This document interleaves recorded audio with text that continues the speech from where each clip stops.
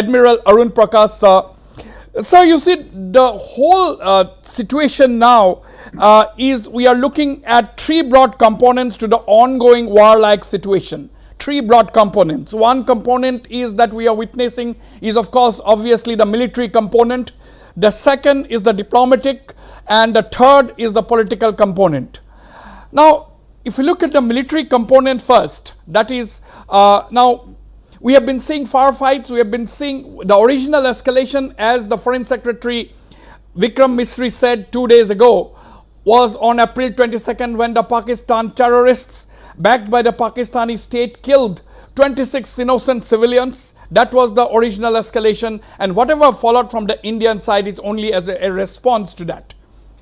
Now Pakistan is clearly escalating. We have seen in the last 2 days about 400 to 700 drones being sent in.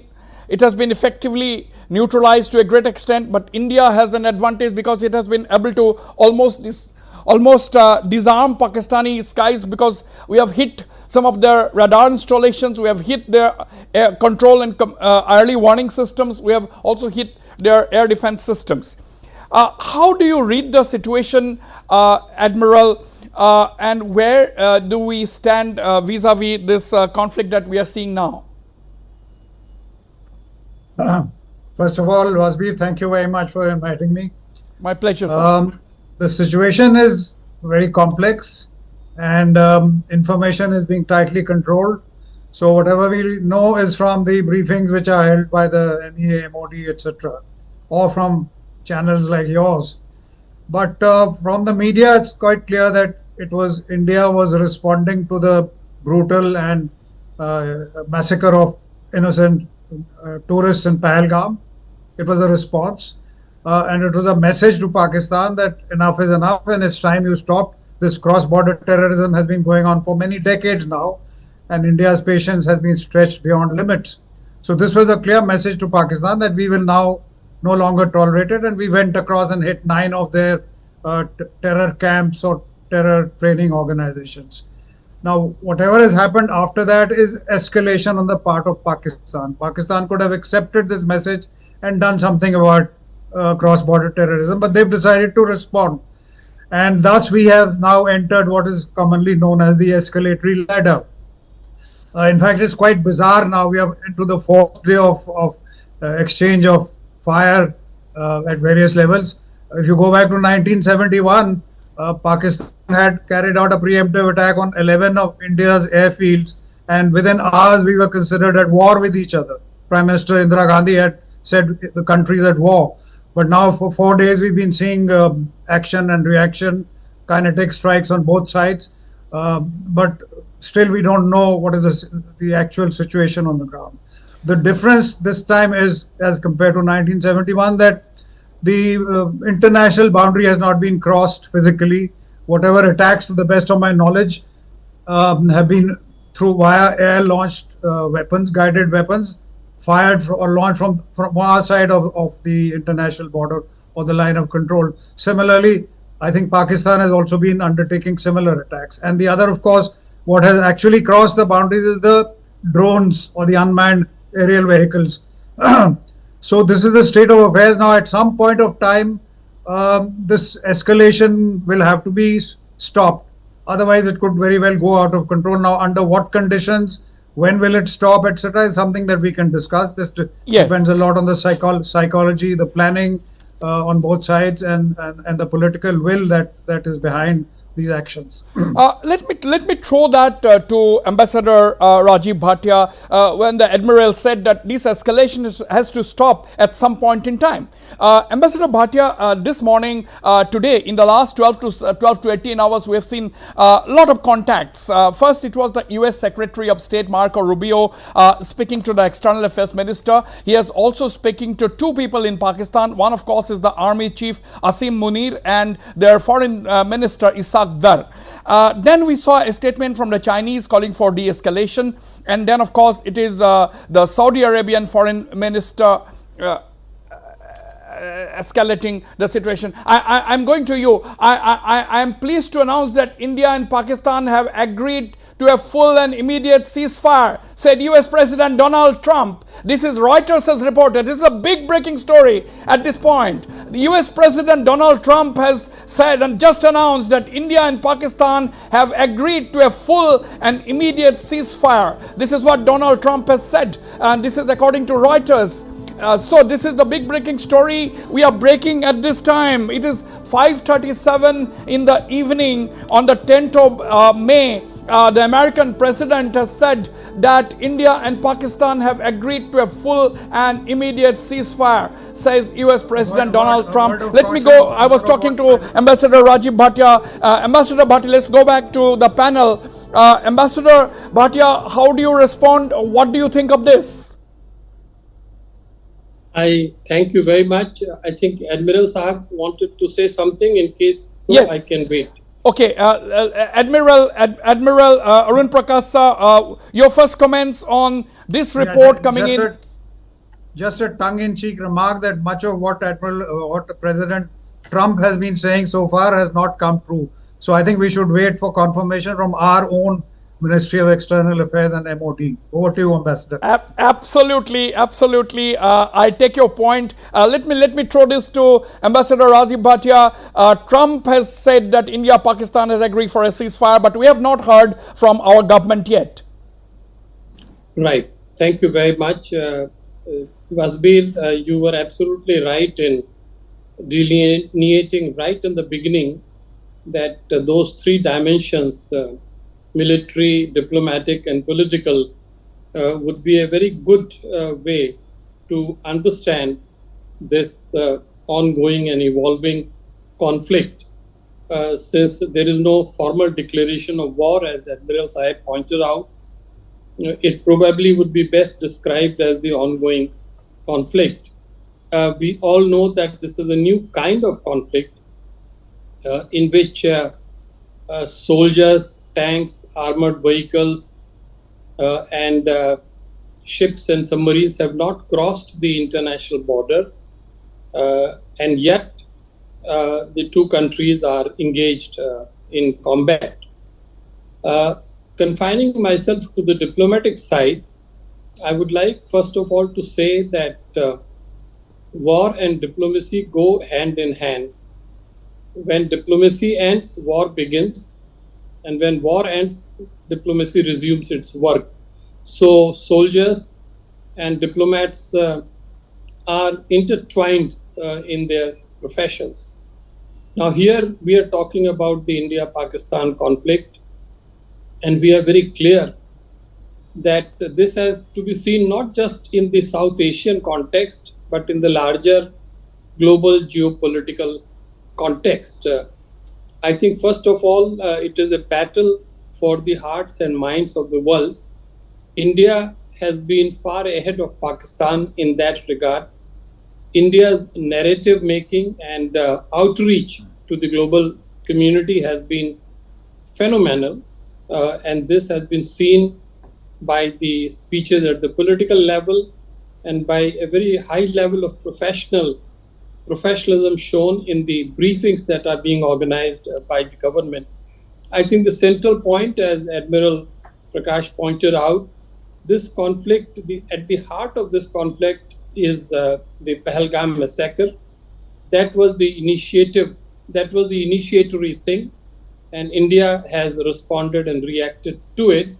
And yet, India made it very clear that it would not like to escalate the situation. It is giving at every step the opportunity to Pakistan to stop. And this is the message India is conveying to its partners, its interlocutors, etc. Absolutely. My last point, since you referred to Saudi Arabia, China, US, and maybe a few other countries reacting on a kind of a daily basis, it is true. We all know that there are 3 or 4 countries which have the capability to talk to both sides and influence them into some kind of disengagement. The list is headed by the US. Certainly Saudi Arabia and UAE count there as well. To some extent, perhaps Russia and China as well. But finally, the American response has been complex so far. Right. Until just yesterday, Vice President Vance was reportedly saying that it is not America's business Absolutely, to absolutely. stop this war. Absolutely.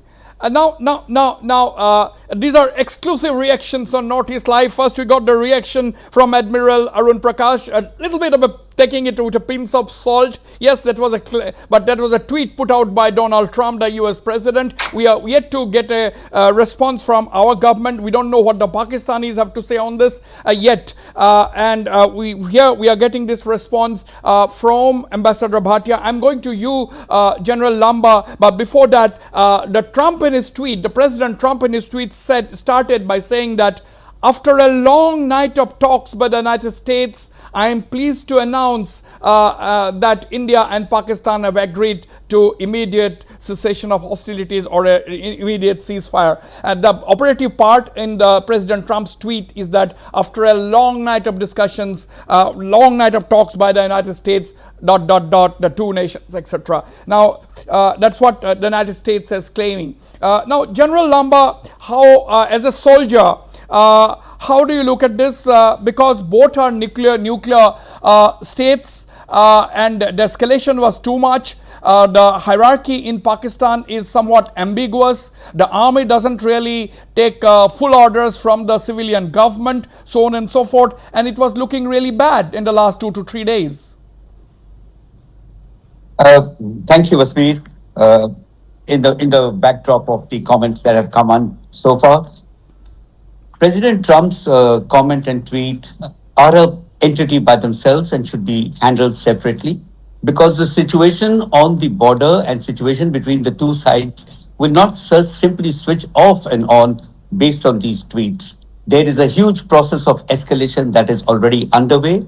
It isn't likely to stop for a couple of hours till both the sides have actually understood the situation, understood the implication of this tweet, if at all it comes through the two governments. Second is, we have to understand that the two armies have been at virtual war over the last decade or more. And I think whether it was Pulwama and Balakot and later instances, if you follow the kinds of terror acts done by Pakistan, the Indian army has always been ready on the edge to actually respond very strongly to what they have been doing. I think Pahalgam gave them an opportunity, and we struck these terror camps. The most important thing is today the Modi government's declaration that an act of terror will be considered an act of war.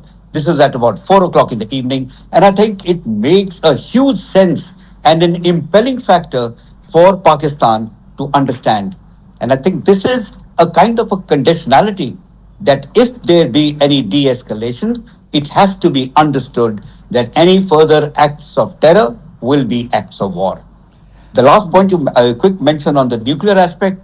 We understand that Pakistan has done a lot of saber rattling on nuclear doctrines. It has the first use doctrine, and we in several scenarios have virtually wargamed it and seen that while it has the first use option, India has the NFU option, no first use option, but it's specific and categoric to say it will be an all-out response to Pakistan's initiation. Right. And I think that's been a huge deterrent. Right. The space between is very limited. One strike by Pakistan would get an all-out response. Right. So I think nuclear remains in the background, not even as a deterrent today, because it's been called out too often. Absolutely, General. Let me go back to Admiral Arun Prakash.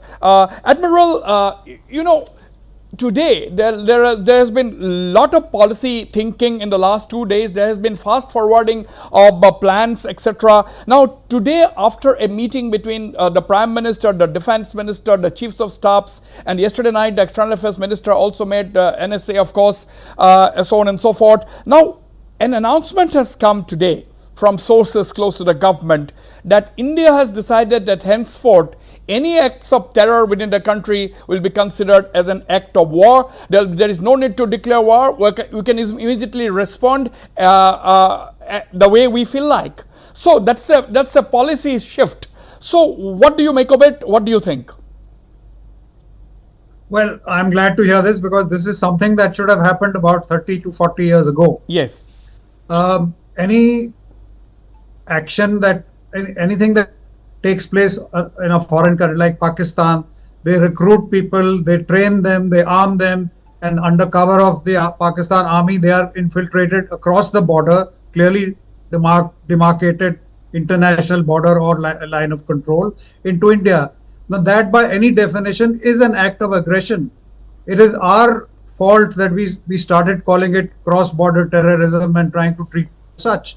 So it was aggression, it was an act of war, and I'm glad that now it's been treated as so. In fact, in 2016, when the surgical strike was carried out, and then 2019, when the airstrike was conducted on Balakot Court, it was meant to make the same statement that your acts of terrorism are going to be considered as acts of aggression. The other issue here is that we are very reluctant to issue doctrines, but most major powers in the world have issued national security doctrines, and those doctrines clearly state what are their red lines and tell their adversaries and their friends that look, these are the red lines which must not be crossed, otherwise these are the actions that will happen. We have failed to do that, and that has encouraged Pakistan to take liberties with us. Now, There should be a doctrine which should be followed by a national security strategy, something again that we just failed to do in all these years. Absolutely, absolutely. Gentlemen, there is a confirmation coming from Pakistan, the breaking news. Pakistan Foreign Minister Ishaq Dar has come up with a tweet. He has sent out a post. He's saying that Pakistan and India have agreed to a ceasefire. So Marco Rubio has tweeted, but the biggest confirmation is coming from one of the two states in the conflict, that is Pakistan. We first heard from President Trump, who put out this tweet saying that after a long night of talks by the United States, the two nations have agreed to a ceasefire. That's what President Trump said. And now we have got a post by the Pakistani foreign minister saying that India and Pakistan and India, he says, have agreed to a truce. Now we had that scheduled press briefing by the Ministry of External Affairs and the Ministry of Defense. It was originally slated at 5:30, but for obvious reasons it has not yet taken place now. It may happen anytime, and in Indian response we are going to get in about half an hour to 1 hour from now. That's what is my guess at this point in time. Admiral, I'll go back to, sorry, let me take this to Ambassador Rajiv Bhatia. Ambassador, Pakistan has come up with a tweet. America says that for 48 hours they were engaged in talks with both India and Pakistan. Of course, we know Marco Rubio had spoken to the External Affairs Minister twice in the last 48 hours, and during the last 24 hours he has spoken once again to External Affairs Minister. He has spoken to the Pakistan Foreign Minister and the Pakistan Army Chief as well. Right. So this is an interesting turn, and it goes to your decision to have this conversation at a very timely moment. Absolutely. That this kind of messages are coming in. Now you have to appreciate that three of us, although I don't speak for the trio, are former officials of the government. We have to wait until the official statement by the government of India is made before our ability to comment on the authenticity of this news about the ceasefire. But assuming that things are heading in that direction, I would like to point out that at every step after the initial strike by India, the Indian authorities have been conveying to Pakistan and to the world that in a way our mission is complete, and if you do not escalate, obviously we shall not escalate. So let us be very clear. I think the thrust of American diplomacy very much has been on Pakistani leadership. You have yourself said that the American government has been talking to not just one but multiple actors in Pakistan, which shows that the pressure is on Islamabad and on Rawalpindi. India never has had any intention to escalate this into a bigger, wider conflict, because right on day one, the message about justice for Pahalgam had been delivered. So let us wait and see what the government reacts. We will have to find out what the terms and conditions of this ceasefire are, what kind of assurance Pakistan would give on stopping further terrorist acts against India. And then I think we will be in a very good position to analyze and interpret these developments, Wasbir. Right. Let me read out, that is the tweet on the screen. Let's put the tweet on the screen by the Pakistan Deputy Prime Minister and Foreign Minister Ishaq Dar. Ishaq Dar has tweeted exactly 15 minutes ago. He said that Pakistan and India have agreed to a ceasefire with immediate effect. Pakistan has always strived for peace and security in the region without compromising on its sovereignty and territorial integrity, unquote. That is what Pakistan Deputy Prime Minister and Foreign Minister Ishaq Dar has written. Now, Marco Rubio, the US Secretary of State, has also tweeted a few minutes ago, almost around the same time as the President Trump, and Marco Rubio, who is the man actually who was in talks, telephone talks with the two countries. He says that over the past 48 hours, Vice President Vance and I have engaged with senior Indian and Pakistani officials, including Prime Minister Narendra Modi and Sabah Sharif, External Affairs Minister Subramaniam Jaishankar, Chief of Army Staff Asim Munir, and National Security Advisor Ajit Doval and Asim Malik. Talking about the National Security Advisor in Pakistan, I am pleased to announce that governments of India and Pakistan have agreed to an immediate ceasefire and to start talks on a broad set of issues at a neutral site. Now, the big question is, I'm coming to you, General Admiral Arun Prakash. If this claim is true that two countries will talk at a neutral site, if this American claim, this tweet at the highest level has put out this tweet, this Marco Rubio, the Secretary of State, is speaking on behalf of the US Vice President as well. He said that India and Pakistan has agreed to a ceasefire and agreed to talk on the broad issues at a neutral site. Now, you have seen talks in the past, isn't it? In the past, before Atal Bihari Vajpayee and so on and so forth. So what could happen, and with India's latest strategy, latest policy shift, that any act of terror within the country from henceforth will be considered as an act of war? What is there to talk? Well, first of all, whatever was happening for the last 4 days was unsustainable.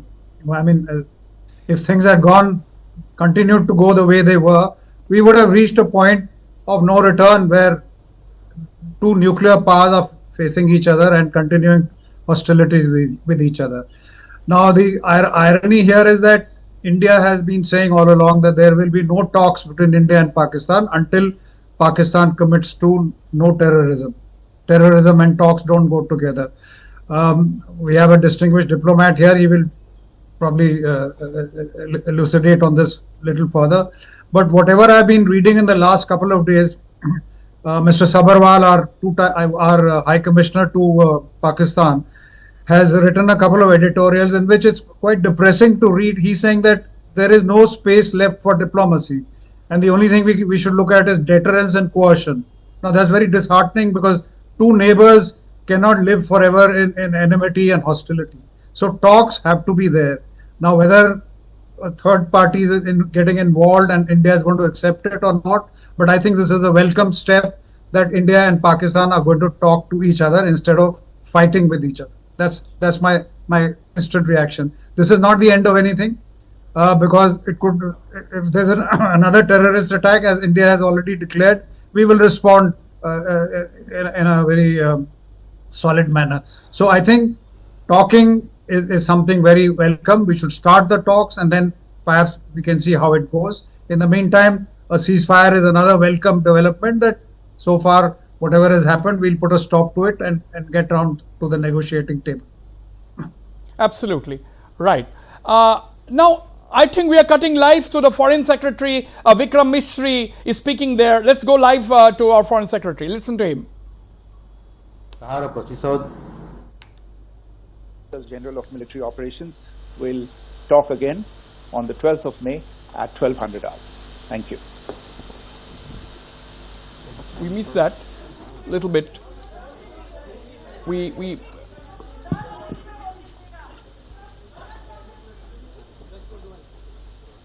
okay. I think he announced. He didn't say much. Let's figure out what happened. Vikram Mistry there.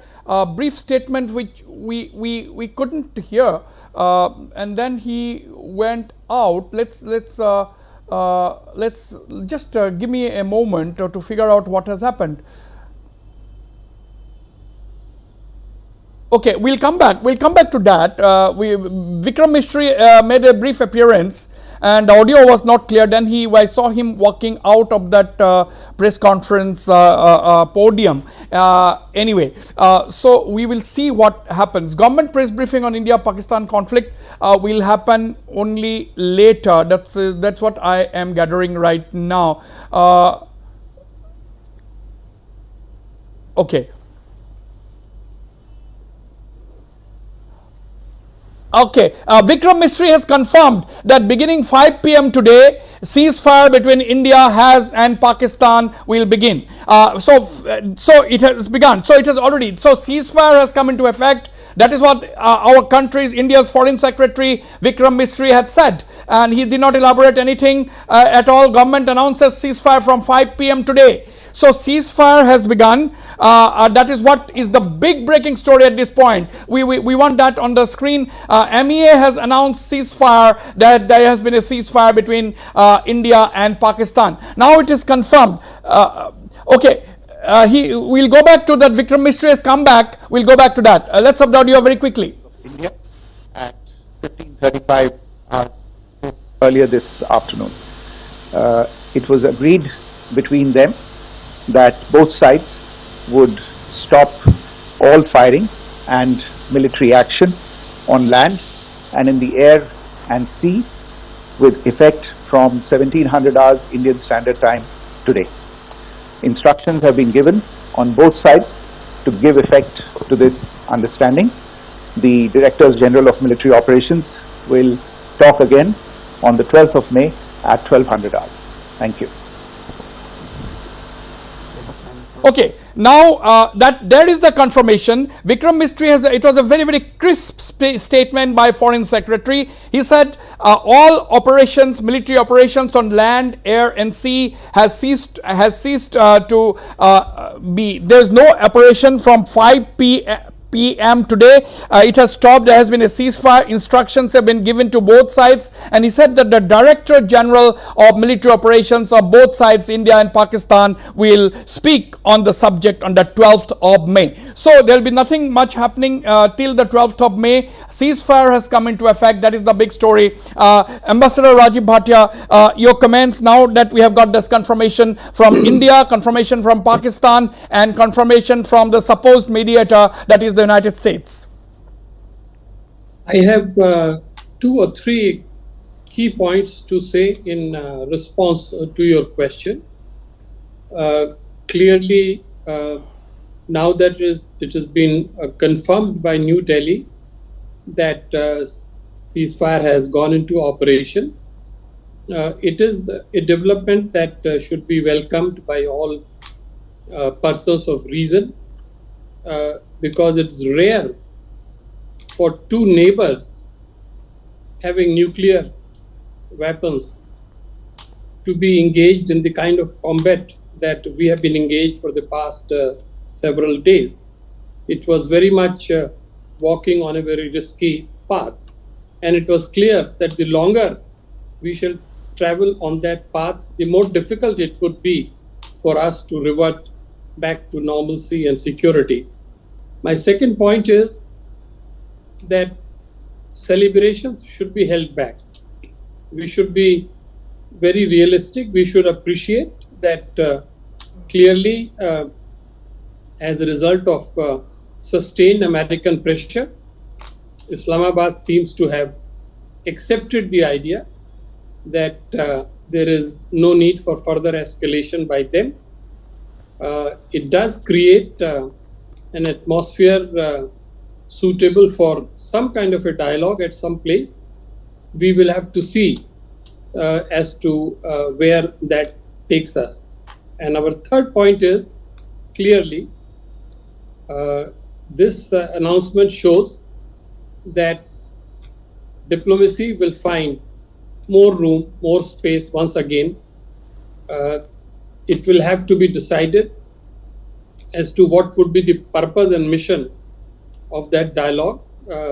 In many ways, this whole present situation where dialogue was completely interrupted between the two governments was regrettable, but it was done entirely in the light of the fact that Pakistan simply would not stop at perpetuating terrorism and terrorist acts on the Indian soil.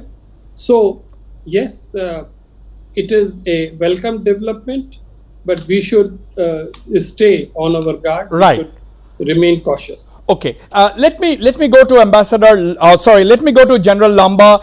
General Lamba, what lessons have we learned in the last 4 days? The world has seen what India could do without crossing the line of control. India's firepower has been demonstrated. We had the S-400 Sularsan Chakras that could effectively contain about 600 to 700 drones and missiles sent from the Pakistani side, and the Pakistanis had these Chinese air defense systems which were neutralized India managed to neutralize it fairly early in this conflict, during the early days, that is on the first or second day itself. Now, a lot of things have been tested for the first time. We have tested really Akash missiles turned out to be quite effective.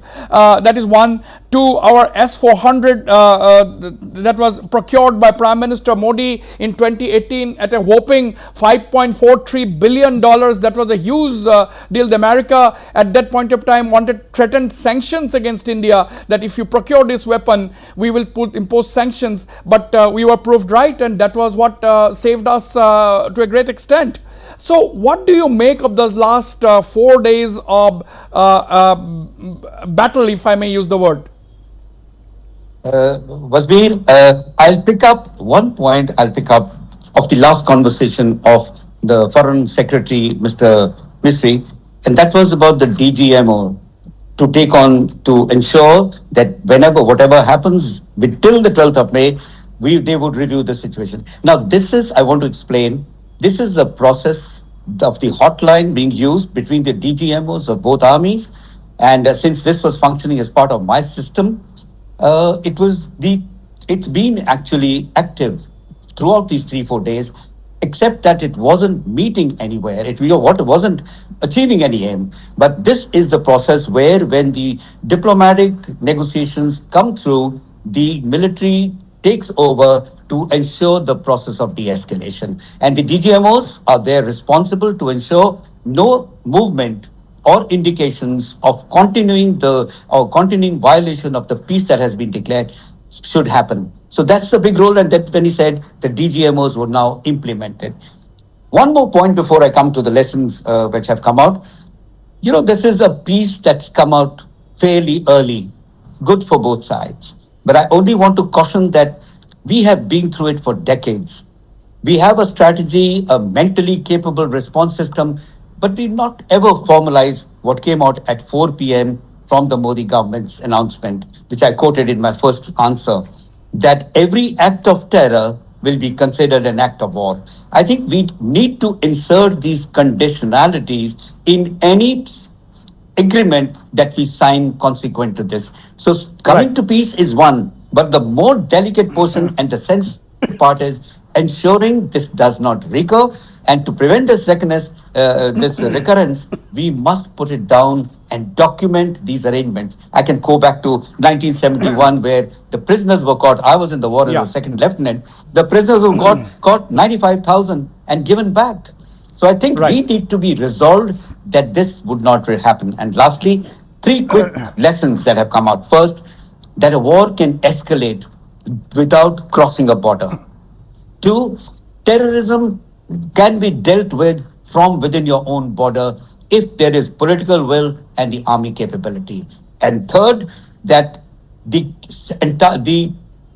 systems, the defense systems deployed on the other side, some way or the other come under test.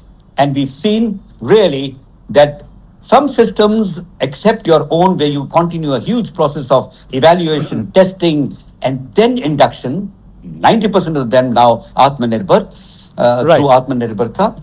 The lesson is we've seen the Chinese equipment and its performance, to say the least, and we've seen the robust status of the military equipment that we have on our own side. Very, very, We do not very have well to said. Very, very well said, General. We'll elaborate on this. Extremely well said. That if you can fight battles from within your own country, battles can be escalated from within your own country. Terrorists can be tackled from within your own country, and if there is a political will, everything can be tackled. Now, let me come to Admiral Arun Prakash. You know, following in the last 20 minutes to half an hour, there are news trickling in that Pakistan had formally requested India for a ceasefire, and the Indian government's policy shift that was announced that any act of terror will be considered as an act of war. That India said that we will agree to the ceasefire provided you accept the fact that any act of terror henceforth will be regarded as an act of war. So these are news flowing thick and fast in the last half an hour, Admiral. No, I think that is the key to this whole situation.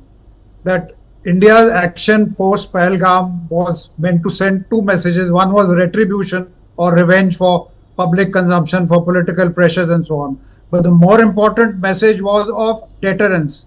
That message was to Pakistan Army, the ISI or whatever, which is known as the Pakistani deep state, which actually runs Pakistan's domestic and foreign policies. It's not the politicians who do that. So that was the message to them, that look, so far and no more. And it was Indian planners must have hoped that that message will go across and be accepted. But then they, for their own reasons, for public prestige and so on, they decided to retaliate. Then, as we saw, we stepped on the escalation ladder, and things were likely to go out of control. But India did a very wise and mature thing by making it quite clear that we will only stop this hostilities once you accept this proposition that every act of terrorism will henceforth be considered an act of war and will be responded to accordingly. So I think that is the key to this whole situation. For the time being, things have stopped, but we have to wait and see. The Pakistan Army is becoming increasingly unpopular with the Pakistani public. Absolutely. So any war or any hostilities are a very convenient escape route for the Pakistani army chief. So we have to wait and see whether they will continue on the path of cross-border terrorism, or will they accept this. I mean, there's lots going to happen from now onwards. Negotiations, I mean, this is now we are in the hands of our diplomats to see how they manage to put across our requirements and make Pakistan agree.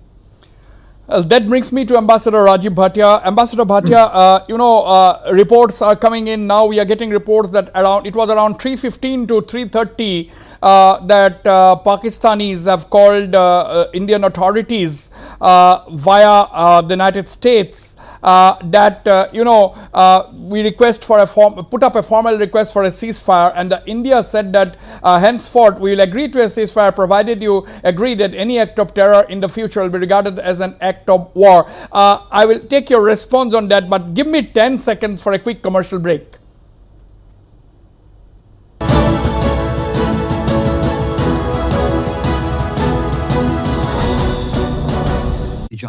AI Nikki and AI Bholuka are coming to your doorstep.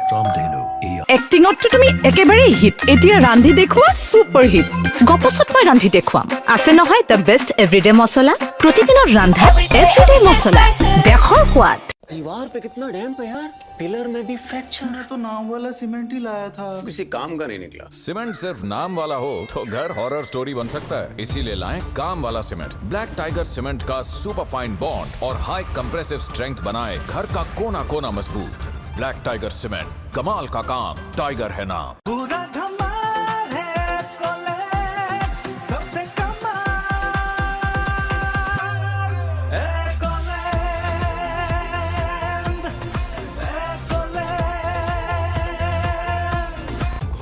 জানো কামৱালা cement black tiger সিমেন্টৰ সুপাৰফাইন bond তথা high compressive ষ্ট্ৰেংথে কৰি তোলে ঘৰৰ প্ৰতিটো কোণেই মজবুত black tiger cement কমাল কা কাম tiger হে নাম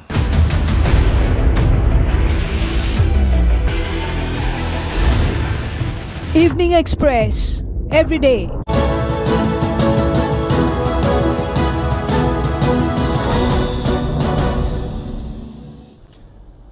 Yes, Ambassador Bhatia, that Pakistanis are supposed to have called up the Indian authorities around 3:30 via the Americans, requested for a ceasefire. India is supposed to have said that we are okay, provided you agree that henceforth any act of terror will be considered as an act of war. What you have left unsaid is the Pakistani response. You seem to imply that Pakistanis accepted the Indian condition. I would prefer not to comment on that because that would be very speculative. But let me pinpoint 2 or 3 important facets of this episode. This is quite remarkable that this is happening live as we discuss these things. Yes. The first point is that it does show the centrality of American diplomacy in this region, particularly because they've had a long history of close relations with Islamabad. And certainly, US is an important strategic partner for India. The last few days, clearly Washington was working on 2 channels. On the public channel, essentially saying that, our hands are full, we are going through a change. It's not our business to go around resolving other people's conflict, etc. But at the same time, we knew that American officials were in close touch with both sides. So clearly, that seems to have worked. The second point is very significant to remember. Just 2 days back, the IMF meeting took place.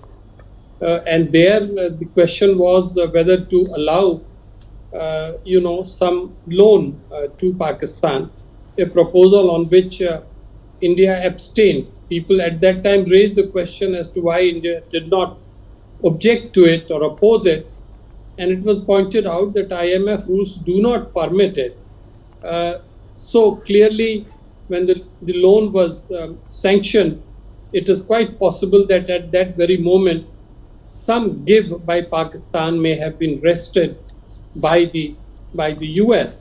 And the third point is, this is very significant, and I think our brothers from military can confirm to this. I think in the last 4 days, it was very clear to Pakistan that its military woes, its military vulnerability, its economic weakness were coming into full exposure to the entire world.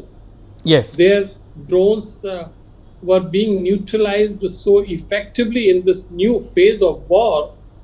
This must have obviously created a different kind of motivation there. So while I'm not able to answer your initial question, I wanted to bring these 3 aspects to the fore, Right. so that we are clear it's a very complex matter and evolving matter. Right. Now, External Affairs Minister S. Jaishankar has also put out a post. He has said India has maintained a firm stand. He said India has maintained a firm stand. There has been an agreement on stoppage of military action and firing, and he said that India will be firm on terrorism. These are the 3 main points in that post on X by External Affairs Minister. Let's put out that tweet by External Affairs Minister S. Jaishankar. Now, we are hearing that at this point, even as we speak, NSA Ajit Doval is at the residence of Prime Minister Narendra Modi. This is the first meeting, going to be the first meeting between the NSA and the Prime Minister after the ceasefire has come into place. Now, the External Affairs Minister has tweeted saying India has maintained a firm stand, agreement on stoppage of military action and firing, and India is going to be firm on terrorism. We'll put out that tweet on the screens by External Affairs Minister, but this is the main content of the tweet. That is the tweet by External Affairs Minister S. Jaishankar. So developments are playing thick and fast. Developments are going on thick and fast at this point in time. And as I said, NSA Ajit Doval is already at the residence of the Prime Minister. This is going to be his first meeting with the Prime Minister after the ceasefire has come into effect. Now let me go to before coming to you, General. Let me go once again to Admiral Arun Prakash. Admiral Sir, basically in the last three to 4 days, as the ambassador was saying, Pakistan was faced with multiple. It was caught in a pincer. Actually, on one side they were engaging with the Indians at their own home front. The Baloch rebels were stepping up or scaling up their insurgency, and yesterday suddenly in the Khyber Pakhtunkhwa, the Tehrik-e-Taliban ambushed and killed 20 of their soldiers, and we know their economy is in shambles, and there is a question about the leadership both in the army as well as the political leadership. There has been people are talking in the lawmakers are talking in parliament, described their prime minister as a coward. So all these things, do you think would have actually made Pakistan request India for a ceasefire via the United States? Well, Pakistan is a singularly unfortunate country in the sense that we are two neighbors and the contrast is huge. India is a status quo country which is preoccupied with its own developmental issues, its economy, growing economy, and its status in the world. Whereas Pakistan seems to be continuously distracting itself by hanging on and to this issue of Kashmir. And the army chief made a very immature, delivered a very immature talk the other day, where he said that Kashmir happens to be Pakistan's jugular vein. Now, this whole situation has arisen because Pakistan has allowed its army to take charge of domestic and foreign affairs, etc. Pakistan army runs the country, and the army has a vested interest in retaining the focus on itself, and the focus will remain on the army as long as there is instability between India and Pakistan. So it is the Pakistan army which is at the root of all the bilateral troubles that we are facing, and it is in the Pakistan army's interest to keep this cross-border terrorism issue going. In fact, the survival of the Chief of Army Staff possibly depends on this. Now, it is obviously the intolerable economic pressure that Pakistan is feeling. It's been said that they are taking loans only to pay off other loans. I mean, China is supporting them in a great measure, but then China will also extract the price. So I think it is their intolerable economic situation, their internal situation. The Baloch situation is going out of hand. They've got now the Pakistan army has to face two fronts, both in the east and the west. And I think all these issues combined have served to overcome General Munir's, selfish interests, etc., for which he was possibly pursuing this. I mean, they were making blood-curdling announcements, their public relations people, etc. So it is quite a surprise that within hours of all those announcements, they have agreed to a ceasefire, or they've asked for this ceasefire. Absolutely. So I think the reasons are quite obvious. Yeah, I mean, this decision to put up a formal request to India for a ceasefire was taken at the Central Command Authority meeting that took place in Islamabad this afternoon. In fact, that was what we had also reported at that time. It was about 3 to 4 hours from now, maybe 5 hours. If my memory, and it was taken because this is the body, the Central Command Authority. You'll be knowing better that it takes the decisions even on the nukes. Now let me go to General Lamba. General, we are getting reports that it was exactly at 3:35 p.m. Indian Standard Time that the Pakistani DGMO called his Indian counterpart and proposed a ceasefire. We are getting a lot of details on what's going on because I'm hearing a lot of things from my news desk saying that it was at 3:35 p.m. sharp that the Pakistani DGMO called his Indian Indian counterpart and proposed a ceasefire. And some of the reasons for that were perhaps, do you think, is the desperation within Pakistan battling many fronts?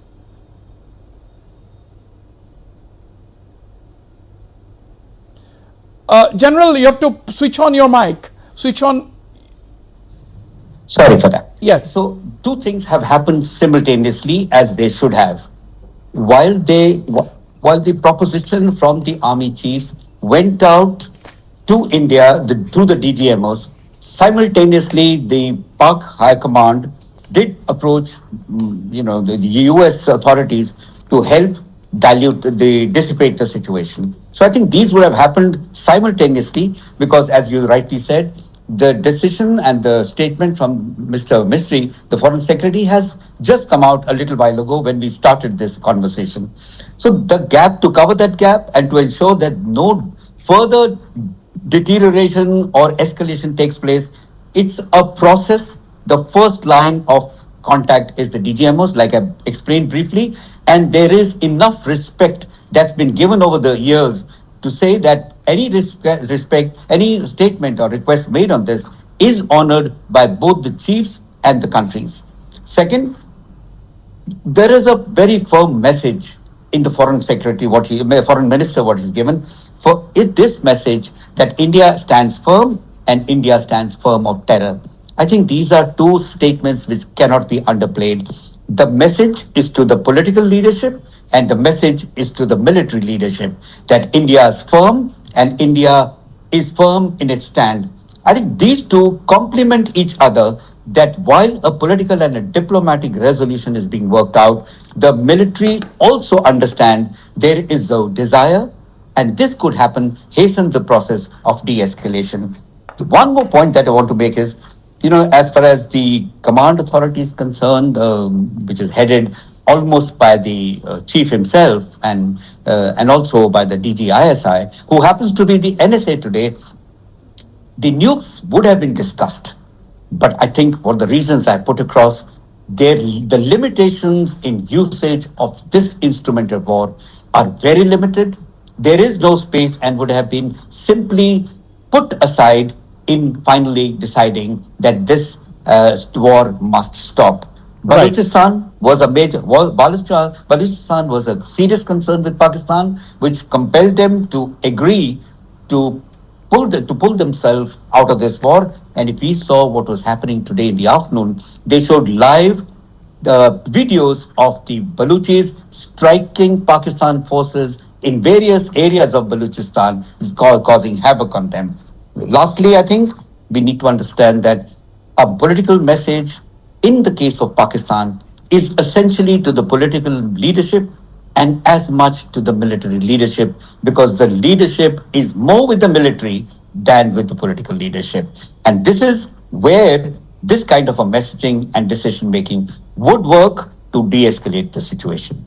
Absolutely, absolutely. Let me go to Ambassador Rajiv Bhatia. Ambassador, Pakistan has also not got the desired support from even its close allies. For example, China. The first response that China did was that, after India targeted these 9 terror sites, was that we regret the fact that India has intruded inside Pakistan and hit in Pakistani territory. As you said in diplomatic language, regret is a very mild word. Pakistanis would have liked to hear something more stronger against India. That was the first response by the Chinese. Yesterday, when the Chinese Foreign Ministry responded, they said that, okay, we want a de-escalation, we want calm, we want restraint, we want peace. So China is one of the closest allies of Pakistan, who have been supplying all kinds of military hardware, and they would have perhaps got that kind of a message. Even the Arab countries, even the Muslim world, unlike in the past, did not come up with that solid support, because the Saudi Arabian foreign minister and the Iranian, one of the top leaders, were in India when the conflict started 3 to 4 days ago. Ambassador. Well, that is one way to look at this thing after this announcement of ceasefire is known. But when we began our conversation, frankly, the situation looked a bit differently. It seemed to us that on the diplomatic front, Pakistan was not doing all that badly. For example, OIC had issued a very strong statement favoring Pakistan. There were reports that Turkey was helping Pakistan. It was very clear that Pakistan was fighting India while using the Chinese weapons and Chinese telecommunication system and other technologies. And most importantly, the countries in the neighborhood were visiting them. Iranian foreign minister was there as well. And above all, no country was openly choosing India over Pakistan or Pakistan over India. So it was that kind of situation until, say, 5 o'clock when we began, 5:30 when we began this program. So my deduction, therefore, is that the change in Pakistan's attitude obviously has been triggered largely by internal political and economic and military factors. This is that combination which is driving Pakistan. At the same time, as we said earlier, it's going to be a long road for mutual understanding and accommodation. But this time it seems to me that, India would be in a very good position because we have taken a whole series of steps before, going into Pakistan with our new weapons. We may not be in a hurry to undo those measures. And also, I think it's very important to note that India-Pakistan agenda is so vast and so big, and the trust deficit is so huge that we should not create any impression in the minds of the viewer that now that ceasefire has taken place, everything like a magic wand would change and these would become, friends.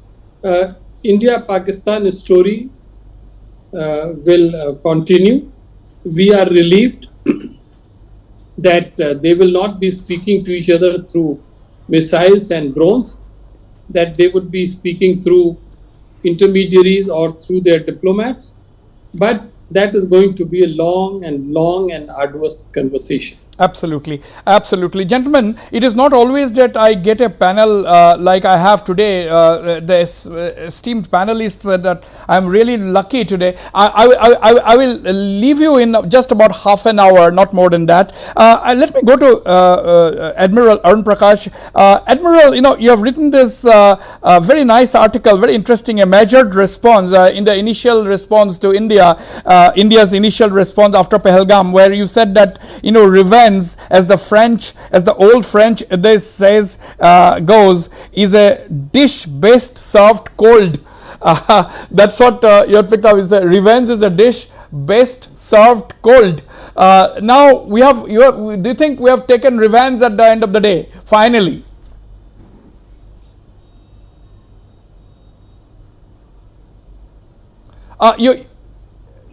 You have to put your mic. Let's listen to Omar Abdullah. Let's listen to Omar Abdullah, the Chief Minister of J&K. Sorry, Admiral. उन्हें अभी हमें मुआवजा देना होगा, compensation देना होगा, और जैसे मैंने अभी कहा, जहाँ जहाँ प्रॉपर्टी का नुकसान हुआ है, वहाँ पे भी. Okay, thank you.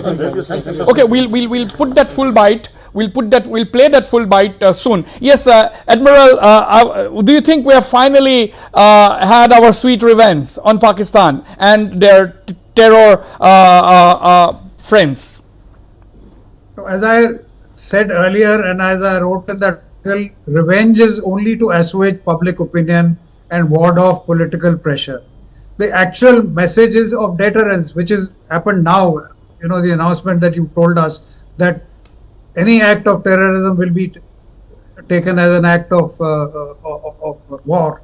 So I think that is the actual thing, that we have to convey this message to the people who control Pakistan, which is the Pakistan army, that any act of terrorism will be considered an act of war, and we will respond accordingly. So revenge is only a partial kind of issue. Now, going back to what the ambassador just said, that just an hour ago things were looking quite different. In fact, President Trump had said not once but twice that this is their own affair and let them sort it out. It's been going on for 1500 years or something like that. So things were not looking all that bright. But I think what has really moved the major world powers is the fact that this is a set of hostilities ongoing between two nuclear armed powers, and they are on an escalatory ladder whose unthinkable, but the ultimate end is a nuclear detonation. That is what worries the world powers, because a nuclear exchange on the subcontinent will not be confined to the subcontinent. It will have worldwide implications. So that is what really worries the Western power, the people who matter. So I feel that possibly they saw this going out of hand. 4 days had gone past. Both countries were attacking each other's military facilities, and the whole situation could have gone out of hand. So they've exercised some really strong arm twisting tactics and got Pakistan to agree to this. So I think it is a nuclear threshold which has actually worked to stop this set of hostilities. Nuclear threshold must have worked to end this set of hostilities. I'm coming to you, Ambassador and General Lamba, but give me a few moments for another quick break.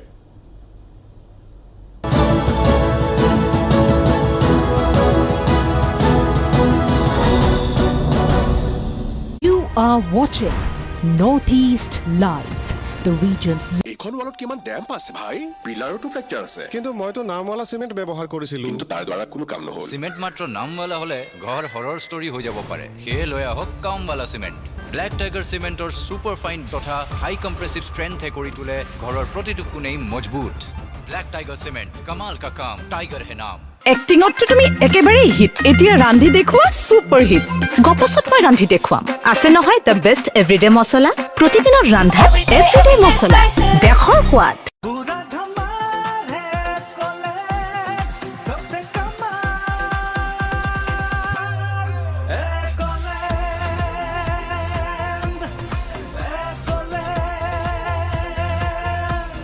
घर लाएं काम वाला cement. Black tiger cement का super fine bond और high compressive strength बनाए घर का कोना कोना मजबूत। ब्लैक टाइगर सीमेंट, कमाल का काम, टाइगर है नाम। For the first time in Assamese television history, a show created, hosted and crafted by artificial intelligence.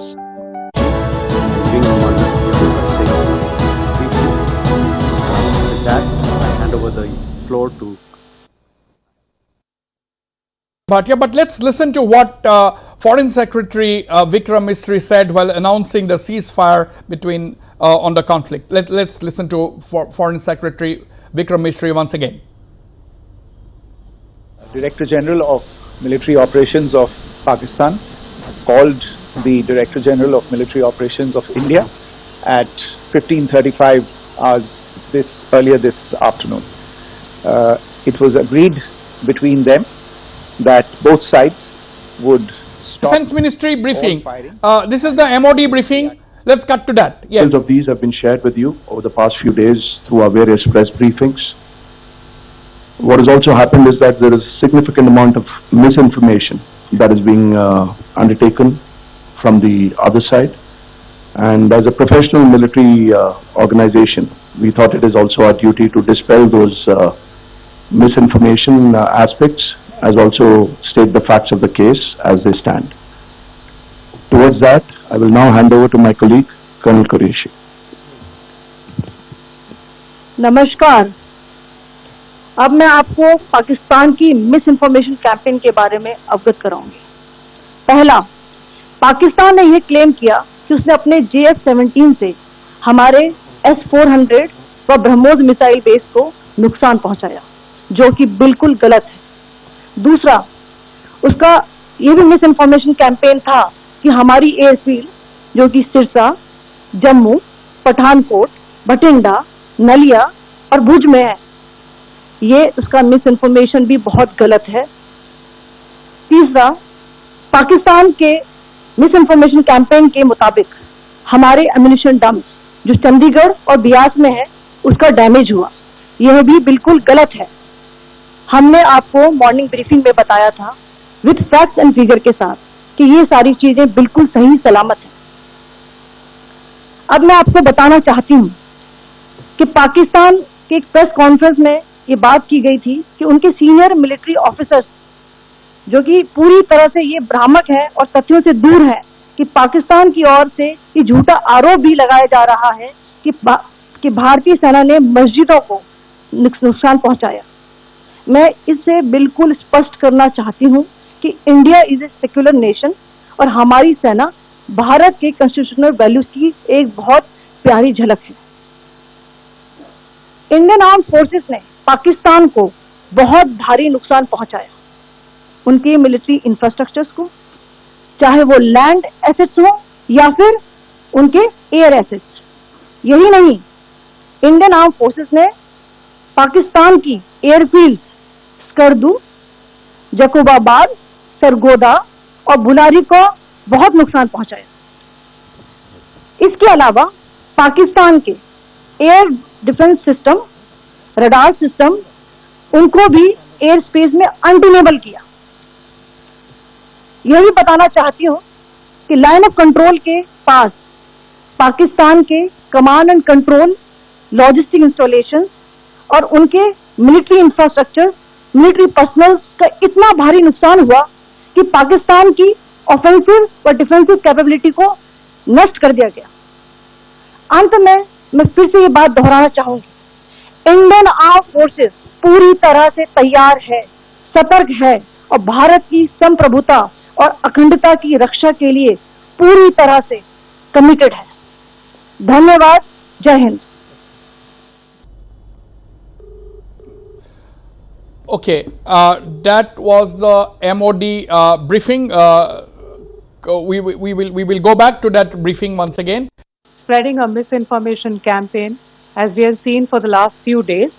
There were attempts made to say that our S-400 at a northern base was destroyed, which was completely false, and that it was destroyed by a JF-17. It was a false information. Also, that the BrahMos installation was attacked and it was destroyed was false. The destruction of airfields at Srinagar, Jammu, Pathankot, Bhuj, Nalia, etc. was also a false claim. The forward ammunition dump at Chandigarh and Beas are also fit and fine, and we showed you these in the photographs in the morning briefing today. Also, there was a certain different way of miscampaign that Pakistan conducted by its press conferences, which was conducted in a manner which was completely misleading and devoid of facts. Pakistan has been spreading fabricated allegations that the Indian Armed Forces have targeted mosques. Let us make this very clear here, that India is a secular nation and the Indian Armed Forces are a reflection of our constitutional values. We hold every place of worship of all faiths in the highest regard.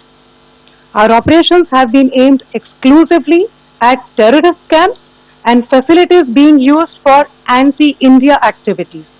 No religious sites, I repeat, no religious sites have been targeted by the Indian Armed Forces. Over the past few days, as we have seen, Pakistan all has suffered very heavy and unsustainable losses after it has given us an unprovoked attack on our installations. It has suffered losses in both land and air. There has been an extensive damage to the crucial Pakistani air bases like Skardu, Sargoda, Jacobabad and Bholari. In addition, a loss of AD weapon system and radars made the defense of Pakistani airspace untenable. Across the line of control, extensive and precise damage to military infrastructure and command control centers and logistic installations. In addition to that, 2 military personnel had led to complete breakdown of its defensive and offensive capability and also Pakistani morale.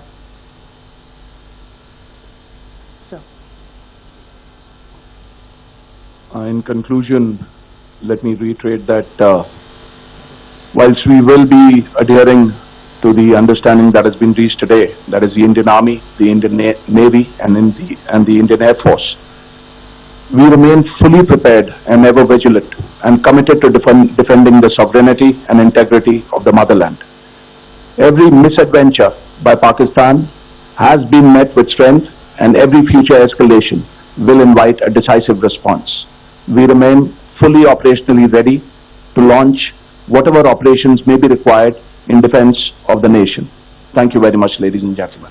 Okay, that was the MOD press briefing. Let's go back to our panelists. Let's have everybody on the screen, please. Now, the three to four main points made by the MOD's press conference. Now, they said that Pakistan suffered on land and air, 4 air bases hit, defense of Pakistan airspace made untenable as radars and air defense systems were absolutely flattened, and Pak morale was badly hit. So these are the reasons attributed by India. They have not said that these were the reasons that led to the Pakistanis calling for a ceasefire or requesting for a ceasefire, but they have pinpointed what had happened to Pakistan in the last 4 days. Pakistan suffered on land and air, 4 air bases, at least 4 air bases hit. Defense of Pakistan airspace was made untenable as radars and air defense systems were hit, and Pak morale badly hit as a result of the Indian action. Now, Admiral Arun Prakash, this is what the Indian Defense Ministry had said by way of wrapping up as to what had happened in Pakistan in the last 4 days of the Indian assault. Well, that's all good news. So militarily we were ahead of the game, and if we are to believe our spokesman, then obviously Pakistan was on the back foot, and they sought a ceasefire, which is all good news for us. But while on this topic, I think one must take note of the extremely intemperate and wild conduct of TV channels on both sides of the boundary. I mean, TV has such a great influence on public opinion that if they let themselves go in the way they have, they can actually be most provocative and cause great harm to national security. And as one of our leading channels, I think you need to take note of that and convey it to your colleagues in this business.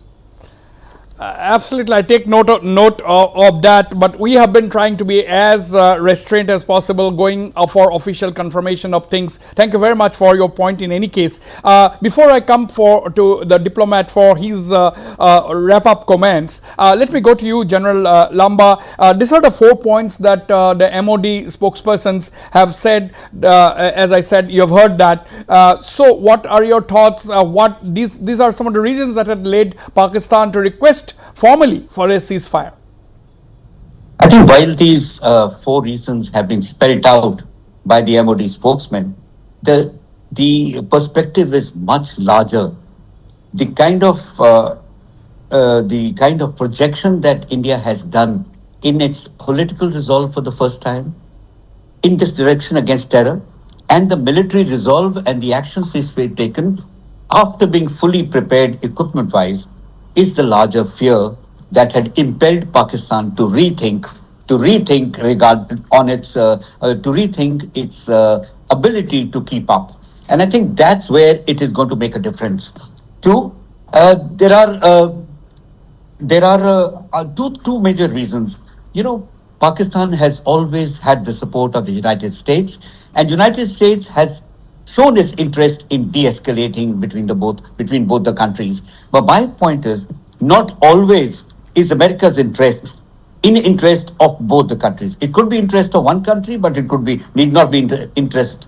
The timing of this could not be in the interest of both countries. So I think internally, the projection of the Indian Army has been so comprehensive, so consolidated, and so determined.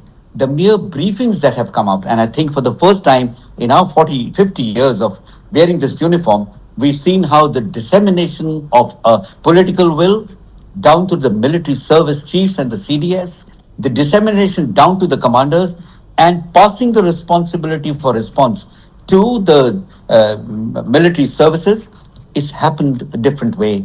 It shows a different attitude, shows a different delegation and confidence in the system and the country's military forces that this can be handled by them. So I think all in all, this is something that is completely missing on the other side.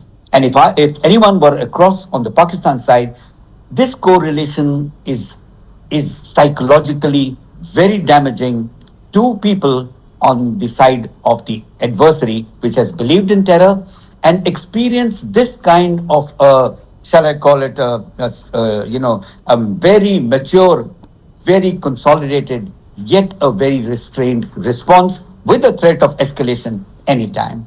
So I think that's what has put Pakistan back on its foot to seek seek peace through the US. Absolutely. Ambassador Bhatia, during the last 4 days or during the past fortnight, ever since Pahalgam and the Indian response thereafter, Pakistan, top leaders in Pakistan have put in a foot and mouth situation on a number of occasions. Their defense minister particularly, Khwaja Asif, he basically he said that when he was asked why did you not engage with the drones, then he said that, oh, that would have given us our locations. Then he was asked, you said that 5 Indian planes have been shot down, what is the evidence? He said that it is all over in the social media. Then the anchor said, we are not talking about the social media, you are the defense minister, tell us. Then he talked about the social media. Now why was this kind of a thing, do you think, at the highest level in a war kind of a situation, and then they had to fall back on the Americans? They didn't get much of an help from the Chinese. They were in touch with the leaders in the United Arab Emirates, in Saudi Arabia, then they were in touch with the United States, of course. Ambassador, how do you think this had led up to this ceasefire? Thank you very much. Since these are probably closing comments, please allow me to make 3 or 4 observations. Before I come to Pakistan, let me first highlight the role of India and the way India has reacted to Pahalgam and its aftermath. I think we can say in a reasonable manner that the world, and particularly Pakistan, is seeing a new India. It is more resolute, more determined, better organized, and a country that has said very clearly the red line is further terrorist act on the Indian soil. I think this is a very major lesson from Pahalgam. And now what we will have to do is, our authorities and our troops will have to be ready to deliver the punch whenever there is any serious terrorist action or act against our citizens in future. The second point is that, in contrast to the rising economic and military and political profile of our country, Pakistan is clearly in a very sorry state. We have gone over its economic, military, political and organizational vulnerability. I think if we put all this together, the answer to the queries, specific queries that you have raised, in a short manner, one can say that the narrative building, narrative control, outreach and dissemination on this entire tragic drama, India has been running miles ahead of Pakistan. The third point is that if it comes out very clearly that US has delivered this ceasefire, mostly by putting the pressure on Islamabad, then this will certainly, give kudos to American diplomacy. American diplomacy does need some quick and significant victories because they are stuck on the Ukraine issue, etc. So America's profile and influence would go up. And finally, I want to say something on the television channels that might please you. I think Admiral Prakash was right about his critical comments, but there have been honorable exceptions. Some channels have been doing their work with a sense of responsibility, but this whole tendency for anchors to behave as if they are the warriors, the actual warriors, is something that we must really reflect seriously in future. Thank you. Yeah, I'll go for a very quick break and very few seconds last comments from all of you, and then we'll conclude this debate. I'll come back after 10 to 15 seconds. Thank you.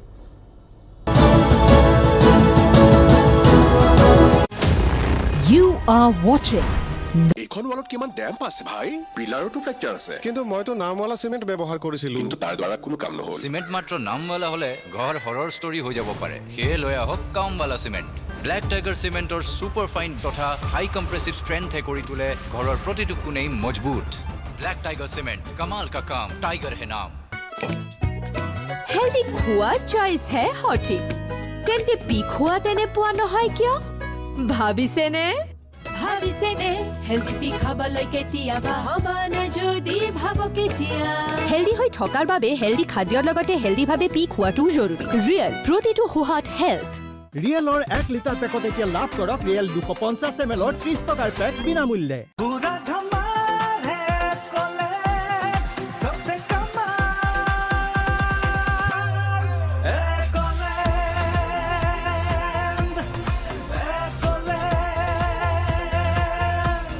दीवार पे कितना डैम्प है यार pillar में भी fracture मैं तो नाम वाला सीमेंट ही लाया था किसी काम का नहीं निकला सीमेंट सिर्फ नाम वाला हो तो घर हॉरर स्टोरी बन सकता है इसीलिए लाएं काम वाला सीमेंट ब्लैक टाइगर सीमेंट का सुपर फाइन बॉन्ड और हाई कंप्रेसिव स्ट्रेंथ बनाए घर का कोना कोना मजबूत ब्लैक टाइगर सीमेंट कमाल का काम टाइगर है नाम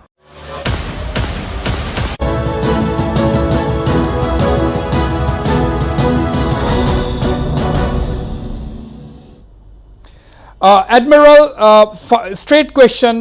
Do you think Pakistan will be able to rein in the terrorists? That's not a easy question for me to answer. It all depends on the internal politics of Pakistan. Right now, at this moment and for the last couple of decades, it's the Pakistan army which has been in control of politics in Pakistan. They make and unmake governments. They have jailed a very popular political leader. So right now they are in the driving chair, although I think General Munir's position is not very secure. So I think a lot depends on how insecure the Pakistan army feels. So far they've been saying that Kashmir is the core issue of India-Pakistan relations. I think they need to get past that